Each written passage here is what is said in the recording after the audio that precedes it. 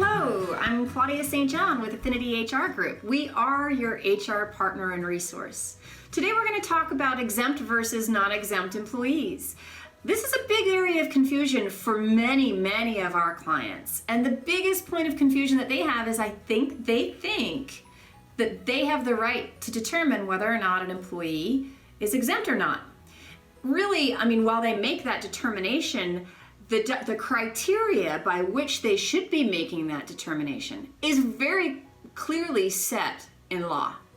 The issue of exempt versus non-exempt, to be non-exempt means that all of the practices of the Fair Labor Standard Act apply to you. Most notably that you would earn at least minimum wage, and should you work 40 hours or more in a work week, that you will get time and a half, otherwise known as overtime.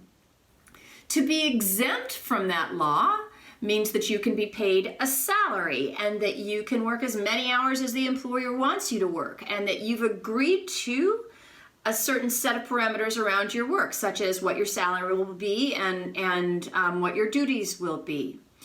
The federal government, through years and years of refining and labor law and court decisions, have a clear set of criteria about what must happen for an employee to be considered exempt versus non-exempt.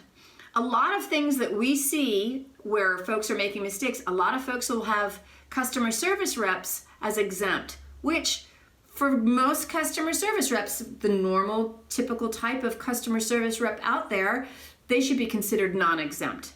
Same thing with inside sales. If all they're doing is answering calls and doing, fielding web requests and things of that sort, those should usually be non-exempt positions. Now, we can't go by title alone. We always have to look at the position uniquely and look at the duties, because it's the duties that will determine whether or not that person is eligible to be exempt or not, and also their pay. There is a minimum pay requirement in order to be considered exempt. It's pretty low.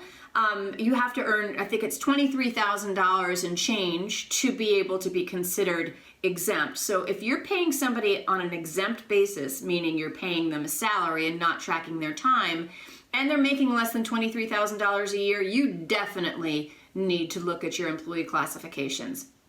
What you need to do in order to answer this question is to look at the Department of Labor fact sheet.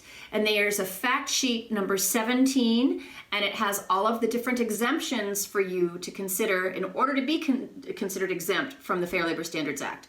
Click on this link below in the HR Minute. That will take you to the fact sheets, or just shoot me an email at affinityhrgroup.com, Claudia@affinityhrgroup.com. Happy to direct you to the resources that will help you determine whether or not you have appropriate classification of employees. The last thing I will say, that no matter your size, you need to be careful of this, because it's unlikely for our smaller clients, like our insurance agencies and our smaller distributorships, it's unlikely that the Department of Labor is going to come knocking on your door unless you were paying an employee on an exempt basis and she realizes, whoa, I should have been getting all of that overtime for the last 10 years.